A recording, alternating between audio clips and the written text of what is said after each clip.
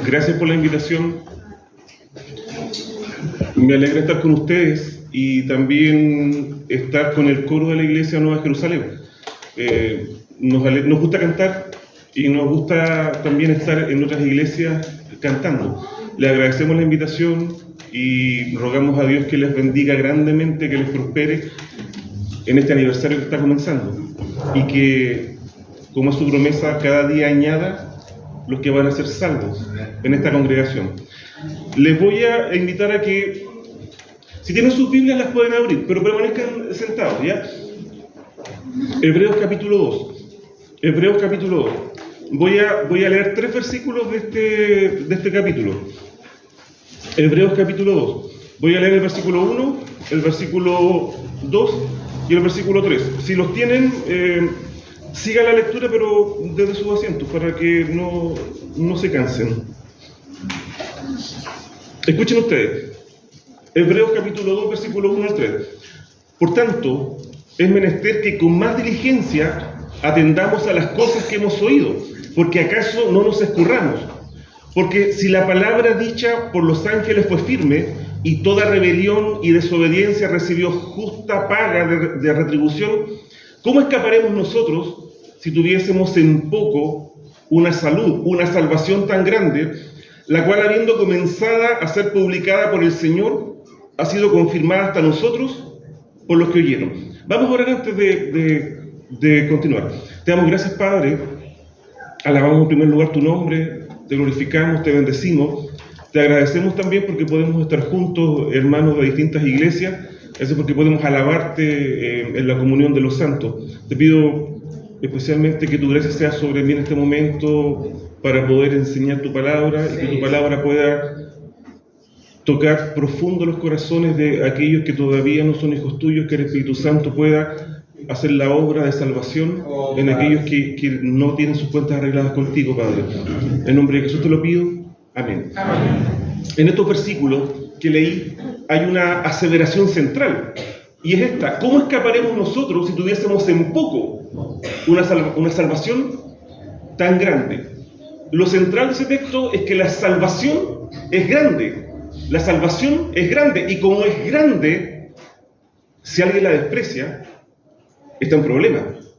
¿Cómo vamos a escapar del castigo si menospreciamos una salvación tan grande? Me gustaría responder esta pregunta en primer lugar. ¿Por qué la salvación que viene de Dios es grande? ¿Por qué es grande? Quiero argumentar eso. Primero, es grandiosa por su origen. ¿De dónde surge la idea de salvación? ¿Quién dijo que tenemos que ser salvos? Esta idea es propia del cristianismo, no es propia de otras religiones. A veces surge la idea de por qué el cristianismo es la verdad entre todas las religiones. Es que las otras religiones no llaman a salvarse. No buscan que la persona sea salva. El cristianismo sí, habla de salvación, habla de que necesitamos ser salvos.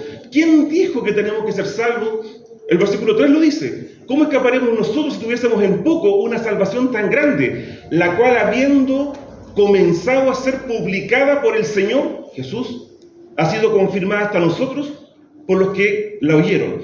La salvación comenzó a ser, el concepto, la idea de salvación comenzó a ser predicada por el Señor Jesucristo. Si bien antes en el Antiguo Testamento ya se había esbozado la necesidad de ser salvo, se hizo a través de símbolos, de ritos, como por ejemplo el sacrificio de animales.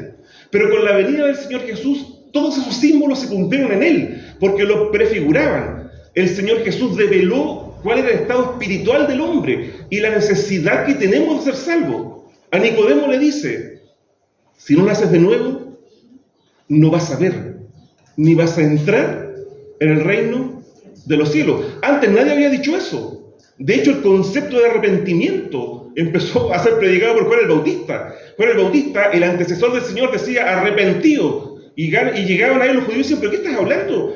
¿Por qué tenemos que arrepentirnos si somos hijos de Abraham? Y Juan el Bautista decía: pero arrepiéntanse, si Dios puede sacar hijos de Abraham incluso de las piedras. El Señor Jesús empieza a decir que necesitamos ser salvos. Esa predicación del Señor Jesucristo fue confirmada, dice el texto bíblico, y explicada por aquellos que lo oyeron de primera fuente, o sea, por los apóstoles. Y esas explicaciones fueron plasmadas con el tiempo en las cartas que constituyeron finalmente el Nuevo Testamento.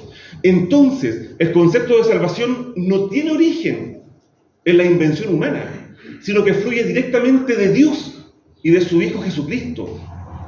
Por eso es grandiosa. ¿Por qué es grandiosa la salvación? En segundo lugar, es grandiosa por lo que es. Es la liberación del pecado. Es la liberación plena del pecado. La salvación es un concepto que en la Biblia se plantea de distintas aristas. Y una de esas aristas, y es la arista principal que trata Pablo, es la arista legal. La salvación Pablo la trata desde un punto de vista legal o judicial. Hablar de la salvación es hablar de pecado. No se puede soslayar, no se puede soslayar. Porque somos salvos del pecado y de sus consecuencias. ¿Qué es el pecado? El pecado, en palabras sencillas, es transgredir la ley de Dios. La Biblia dice, cualquiera que hace pecado, traspasa también la ley, porque el pecado es transgresión de la ley de Dios. Dios es el juez, y Él dictó la ley, y esta es la ley de Dios. Y todos los textos que leo están en la Biblia, por cierto. El alma que pecare, esa morirá. Romanos 6:23 dice, porque la paga del pecado es muerte. Yo sé que para alguien que no está acostumbrado a escuchar el mensaje del Evangelio, esto puede sonar incluso chocante. Porque un Dios que se dice bueno, castigaría al pecador con la muerte.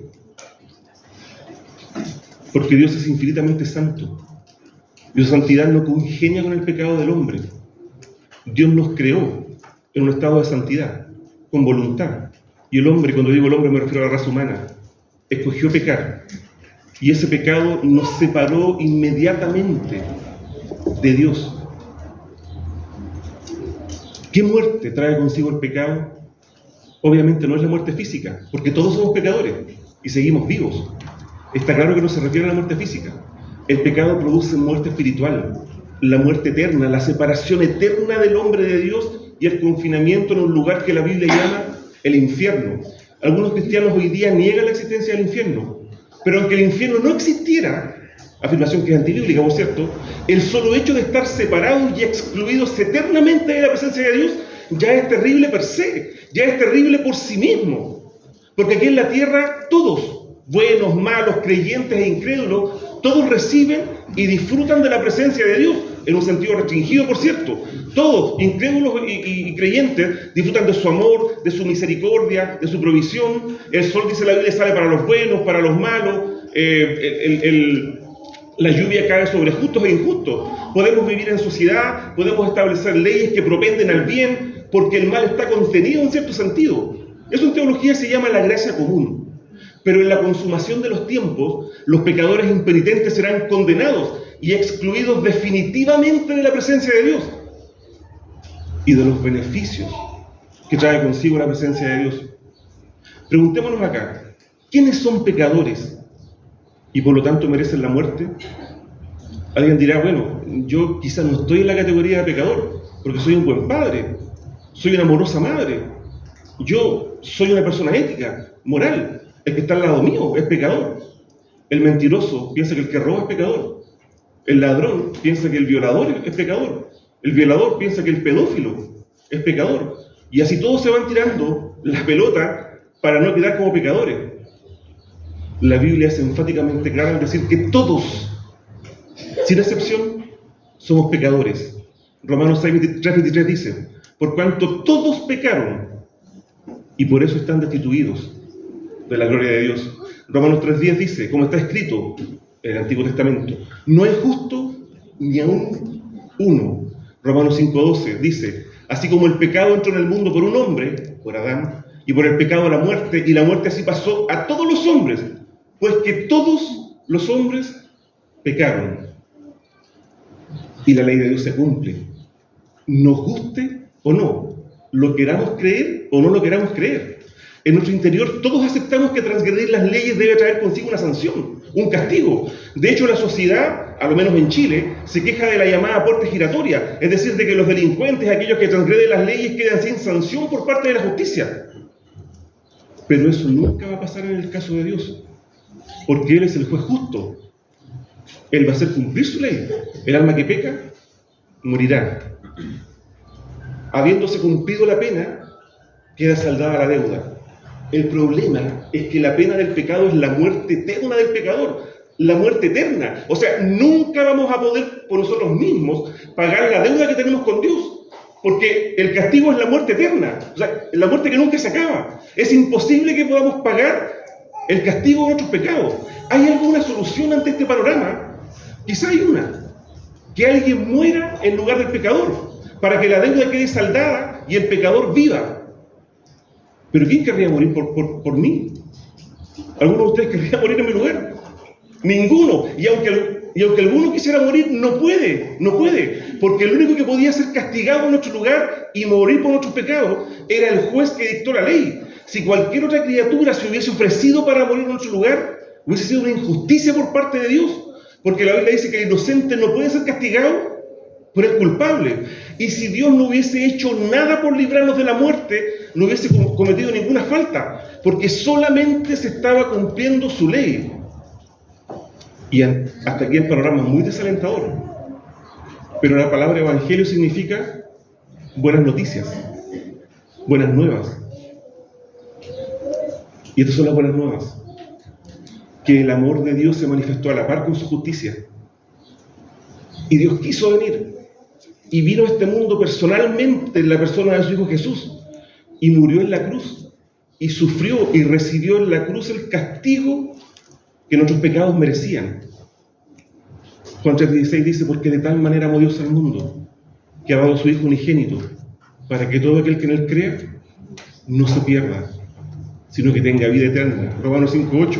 Mas Dios demuestra su amor para con nosotros, en que siendo aún pecadores, Cristo murió por nosotros.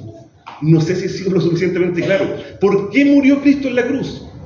Porque Dios cargó en el Señor, en su cuerpo, en la cruz, estaba castigando tu pecado, estaba castigando mi pecado, estaba recibiendo el pago que nuestros pecados merecían. Isaías 53:4 dice: ciertamente llevó Él, el Señor, nuestras enfermedades y sufrió nuestros dolores, y nosotros le tuvimos por azotado, por herido de Dios y abatido. Mas Él herido fue por nuestras rebeliones, en la cruz fue molido su cuerpo por nuestros pecados.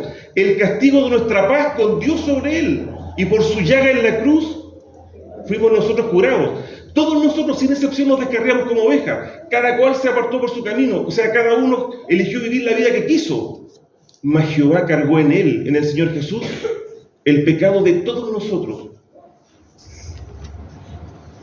Y al hacerlo así, nuestra deuda con Dios fue saldada, porque el castigo que nuestros pecados merecían fue cargado en el cuerpo del Señor en el madero. Romanos 5:1 dice: justificados pues por la fe, tenemos paz para con Dios por medio de nuestro Señor Jesucristo.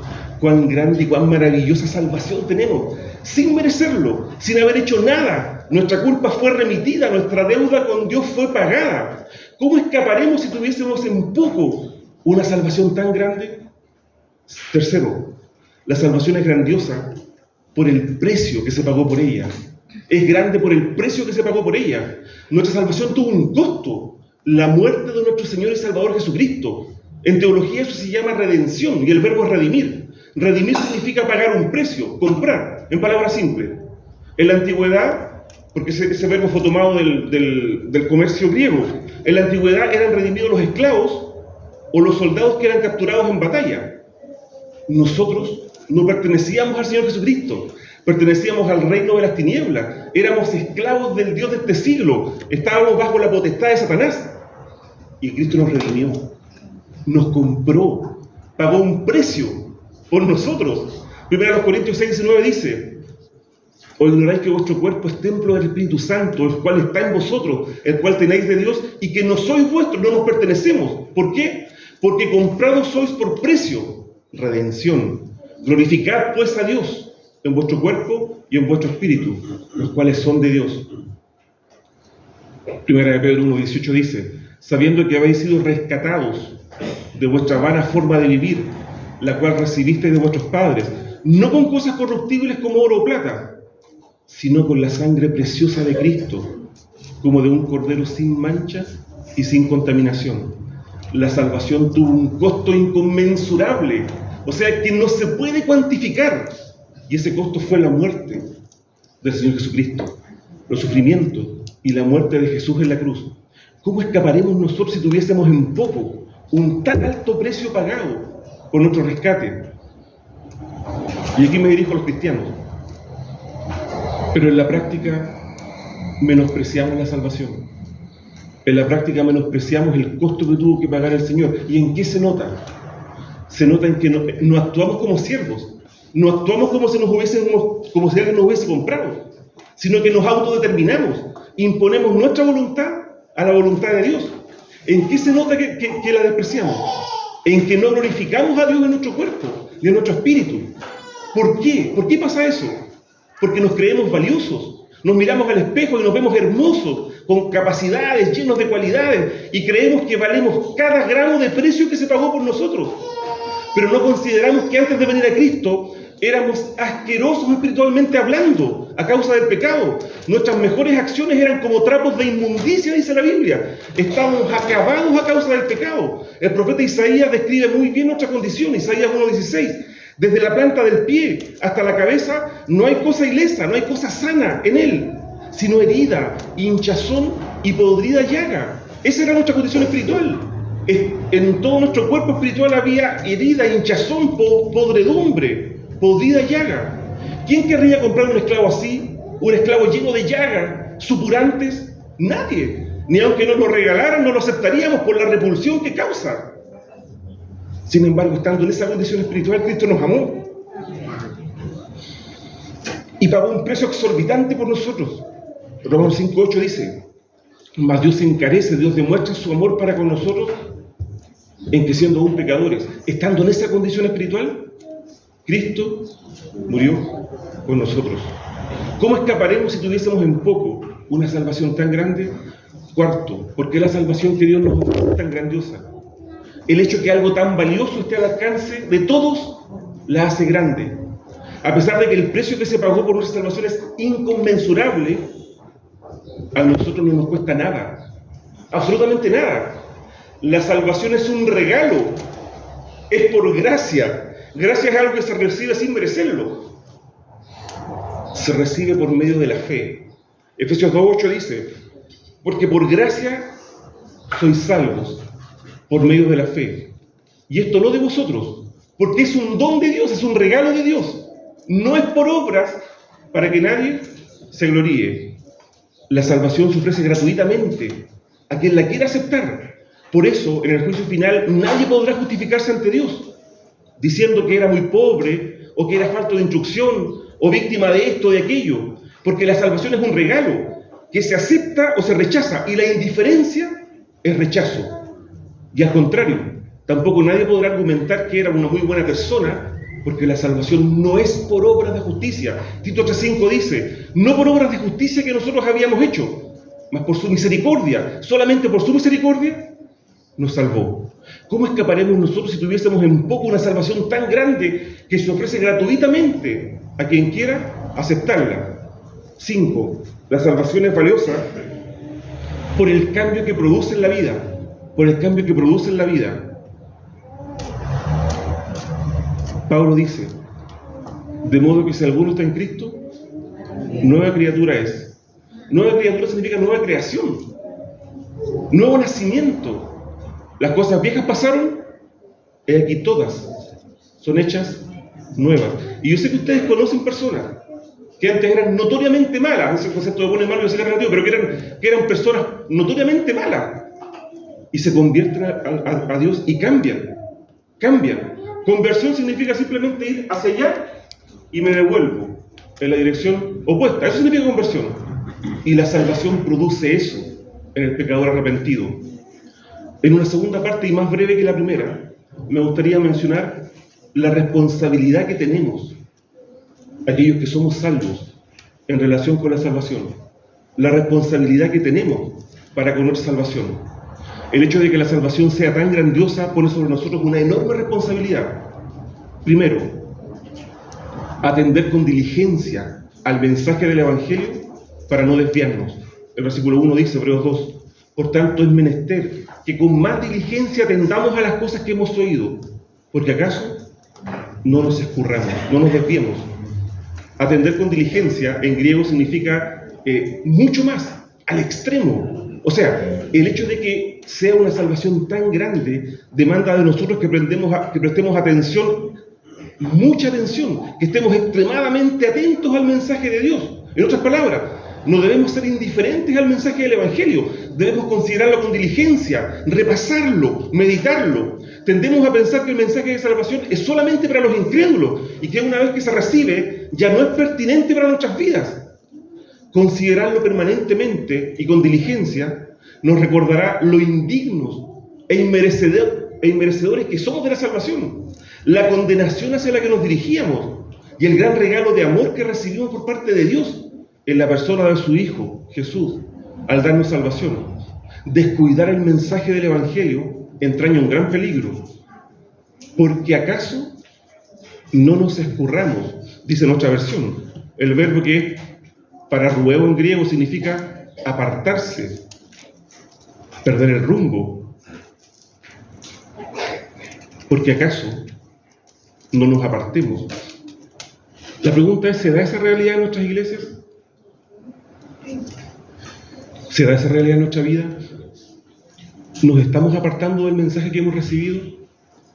¿Estamos perdiendo el rumbo en nuestra vida? Lamentablemente hay no pocos hermanos que estaban con nosotros, que escucharon el mensaje del Evangelio, que formaron parte de la membresía de la iglesia, que tenían responsabilidades y hoy no están. Se escurrieron, se desviaron, perdieron el rumbo del camino. Prestemos atención con diligencia al mensaje del Evangelio, no sea que nos extraviemos. Segundo y último, ¿qué responsabilidad tenemos con relación a nuestra salvación? No descuidar la salvación. Versículo 3 dice, ¿cómo escaparemos nosotros si tuviéramos en poco una salvación tan grande? Tener en poco en griego, que es amaleo, significa no hacer caso, descuidar, desatender. El texto bíblico no hace referencia a los incrédulos que rechazan el Evangelio, sino que es una advertencia a aquellos que lo han abrazado a no descuidar su salvación, sino a atesorarla como lo más valioso que poseemos. Si alguno de ustedes que ya es salvo piensa que la salvación es como un valevista o como un voucher que se recibe y se guarda en alguna parte para ser mostrado a la entrada del cielo, desentendiéndose de ella y sin importar lo que pase en el proceso, está profundamente equivocado. Profundamente equivocado. Lo que pasa es que no estamos acostumbrados a enfrentarnos a este tipo de pasajes. Nos incomodan. Pero la salvación entraña responsabilidades. ¿Qué significa descuidar nuestra salvación? Significa no valorarla. Y por lo tanto vivir como si no fuéramos salvos, sin atender a las demandas que ella impone. Pablo escribe al respecto, Filipenses 2:12. Ocupaos en vuestra salvación con temor y temblor. Claramente el sentido del texto no es ocuparse para ganar la salvación, sino ocuparnos en la salvación que ya tenemos. He tomado mucho tiempo en argumentar lo grandiosa y valiosa que es nuestra salvación. Entonces, ¿qué podemos hacer con ella? Tal vez alguno de ustedes dice, sí, pero aquí tengo mi vale vista de salvación. Aquí está, dice que soy salvo. ¿Ah? Lo voy a seguir guardando y voy a vivir como quiera vivir. Al final, cuando entre al cielo, lo voy a mostrar. Esta no es una predicación arminiana, por si acaso, ¿ya? Para que no se asusten, ¿ya? Pero si alguien está viviendo así, está equivocado. ¿Qué podemos hacer con nuestra salvación? Te pregunto yo, si llegaras a ganar $10 millones, traten de ponderar eso, $10 millones. ¿Tendría alguien que decirte qué hacer? Hay una frase que se acuña que es chao jefe. ¿Tendría alguien que decirte qué hacer? Por supuesto que no. ¿Cambiaría tu forma de vida? No serías el mismo. ¿Cambiaría tu forma de vida? ¿Mejoraría tu vida? ¿Negociarías con esa plata? ¿Invertirías? ¿Serías feliz? ¿Compartirías tu felicidad? Espero que sea así. ¿Tu dinero con otro? ¿Ah? ¿Con el pastor? No serías el mismo. Habría un cambio para bien en tu vida y los demás lo notarían. Queridos amigos, queridos hermanos, la salvación es el tesoro más grande que podrías haber recibido. ¿Tiene alguien que decirte qué hacer con ella? Ocúpate en ella, en vivirla, en disfrutarla, en ser feliz, en no ser amargado, en compartirla, en servir. Y si hay alguno que no es salvo, entienda que la salvación es un regalo. Tú no tienes que hacer absolutamente nada para ganarla. Y de hecho no la puedes ganar. No puedes ganar tu salvación. ¿Qué puedes añadir tú a lo que Dios hizo por ti? ¿Crees que puedes añadir algo? Dejó la gloria, vino a esta tierra, murió en la cruz para pagar tus pecados. Nada de lo que tú puedas hacer puede añadir algo a eso. El Señor Jesús murió en la cruz y en la cruz recibió el castigo que tus pecados merecían. Lo único que tienes que hacer para ser salvo es creerlo y arrepentirte de tus pecados. Si crees, si te arrepientes de haber pecado, si entiendes que tus pecados han ofendido a Dios, ya eres salvo. Así de simple, ya eres salvo. Ni siquiera tienes que levantar tu mano, ni siquiera tienes que decir yo creo, porque en tu interior lo vas a saber, porque Dios transforma. Si crees en Dios, si crees que por ser pecador vas a ir al infierno y te duele haber ofendido a Dios y crees que Jesús murió en tu lugar, ya eres salvo. Por gracia somos salvos, por medio de la fe. Si alguien tiene dudas acerca de su salvación, cuando termine el culto, acérquese a mí, con confianza, acérquese a mí y conversamos acerca de las dudas que pueda tener en relación con tu salvación. Te damos gracias, Padre, por tu palabra. Te damos gracias porque en ella tú nos muestras de manera clara cuánto nos amaste. No había nada bueno en nosotros. Todo lo que podíamos ofrecerte era como una llaga podrida. Sin embargo, tú nos amaste y enviaste a tu Hijo Jesús para que muriera en nuestro lugar. Gracias por la salvación grandiosa y maravillosa que tenemos. Gracias porque no nos costó nada, porque todo el precio lo pagó tu Hijo Jesús. Te pido, Padre, por aquellas personas que están en este templo y que no son tus hijos, pero que en su corazón el Espíritu Santo está trabajando y está despertando la fe que salva. Permite, Señor, que puedan venir ante los pies de Dios Jesucristo, puedan entregar sus vidas a Él. Aquellos que ya somos salvos, ayúdanos a valorar el tesoro que tenemos y a vivir nuestras vidas, Señor, para agradarte, para servirte de forma santa, en gratitud por cuanto tú has hecho por nosotros. En el nombre de Jesús te lo pido. Amén. Que Dios nos bendiga, queridos hermanos.